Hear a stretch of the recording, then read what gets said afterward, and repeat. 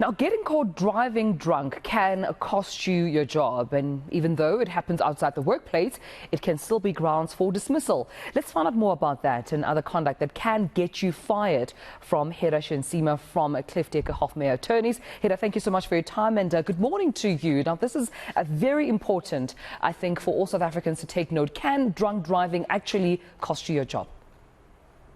Good morning to Melo and good morning to your viewers. In a short answer, yes, depending obviously on what your job is. So if you're a driver, for example, you obviously need a valid license. If you lose your license as a result of being caught drinking and driving, you would then not be able to render your job or your employment obligations to your employer, and you then are incapacitated on the basis that you can't do your job. So it means that the employer actually has that influence to terminate your contract on the grounds that you've been caught under, the influence of alcohol. So what are then the guiding principles in terms of the South African employment law? So the test there, Tumelo, would be whether your conduct is connected to or it affects your employment relationship going forward. So if you were, let's use the drunk driving scenario, you are driving home this evening and you get pulled over, you are then arrested. Part of your jobs or your responsibilities is a driver, or you need your vehicle to perform your work-related duties. You then lose your license. The employer would then be well within its rights to follow a process in which you are then ultimately terminated on the basis that you can't perform your job. Yeah, one would argue that, the employer has no almost influence or power to insinuate or pursue disciplinary action against an employee if that misconduct occurred outside the workplace. Is this the case? And if it is, on what grounds? It's not the case, Tumelo. So obviously what we do outside could potentially impact what happens in our employment relationship. Let's take, for example, I place something on social media, which is highly inappropriate.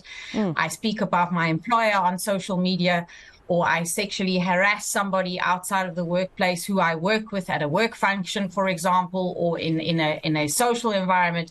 That may impact your employment relationship and your continuation of the employment relationship. So it's not simply to say I've left the office, my hours are 8 to 5, what I do after 5 o'clock has no impact on my employer.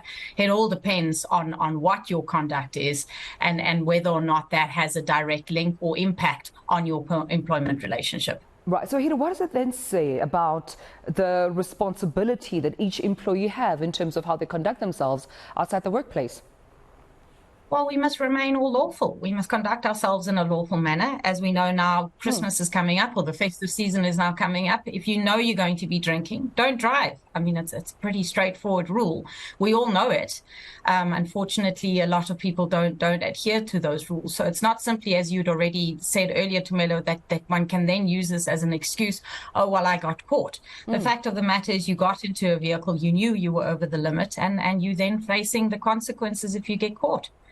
Well, I appreciate you speaking to us about this morning. Very clear, very, of course, straight to the point. Do not drink and drive, particularly this festive season. It can cost you your job. There's an overall, conduct that one has to have, even outside the workplace, of course, which, of course, your employer may have the grounds, the legal grounds, to dismiss you on should you not be found on the right side of the law. So all my thanks to Hedda Schensema from, of course, CDH for speaking to us about this matter this morning.